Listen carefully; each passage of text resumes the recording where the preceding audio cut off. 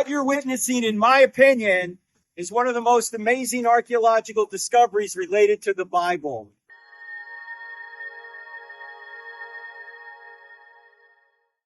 You can see a nice, amazing standing wall. This is here the location where we can see, in fact, part of the courtyard. But behind it, it will be the place where we have the palace.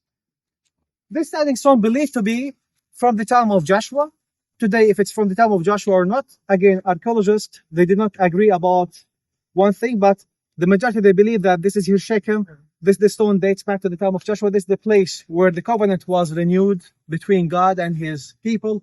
And as we said, we have two mountains. We have here Mount Gerizim. This is the place where we've been, and we have Mount Ebal. So this is here southern mountain, and this here the northern mountain. So look now here, imagine now, you have the tribes up there, blessings, and we have the blessings here and the curse here, and this is now exactly the city.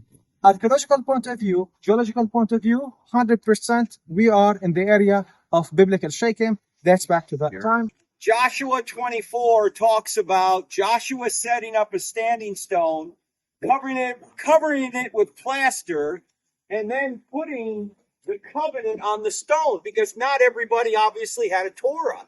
They didn't know what the covenant was all the time. They couldn't go read about it. So they put it on a stone. Now, when archaeologists came here in 1926, there was an archaeologist by the name of Selin. And he saw this base right here. You can see this base right here. And it had this trough in it. And he was trying to figure out, what is this all about? He thought maybe it was a feeding trough. He didn't know. And then he realized it was a base for a stone. And he found this broken stone somewhere around this area. And when he took the stone, he realized it fit perfectly in that trough.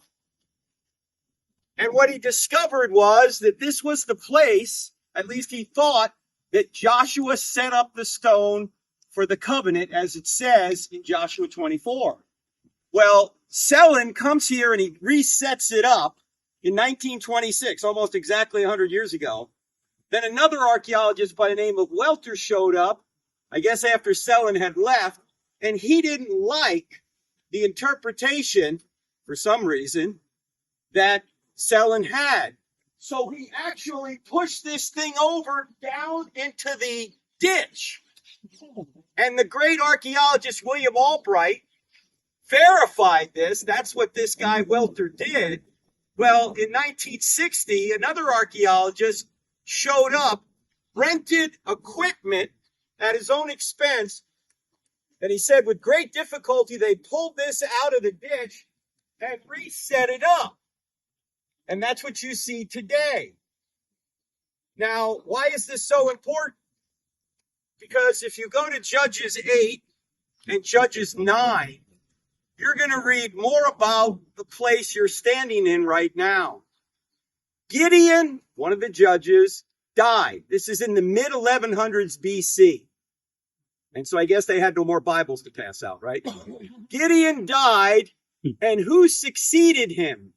A scoundrel by the name of Abimelech. In fact, in the beginning of, it's either in Judges 8 or 9, it says that Abimelech hired scoundrels to support him, and the people of Shechem went along with him being the leader, sort of like the king of this area. Well, it turns out that he eventually turns on the people of Shechem. We're about to see what is known as karma. I know it's not a Christian term. So he captured it.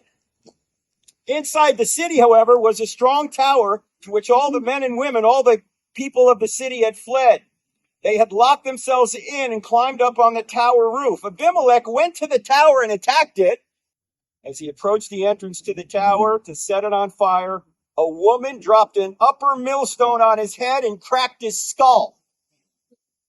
He wasn't quite dead yet, so he turns to his sword bearer and says, "Kill me. Drive your sword through me so no one can say that this woman killed me." And so he did.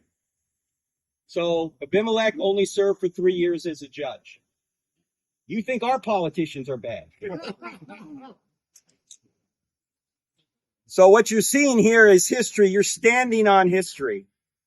When the Bible says something happened and then you find it in the dirt, corroborating evidence, that ought to cause you to go, you know, they're not making this stuff up. And by the way, why would they make this up about one of their own judges? Right?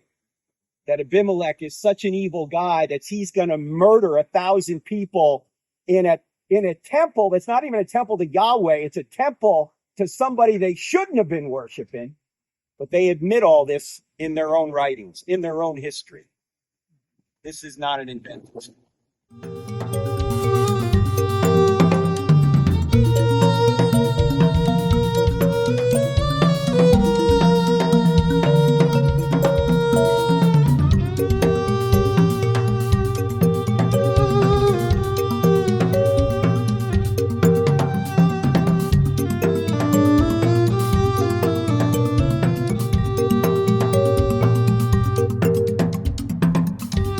Stand in ancient Shechem, where Joshua renewed the covenant.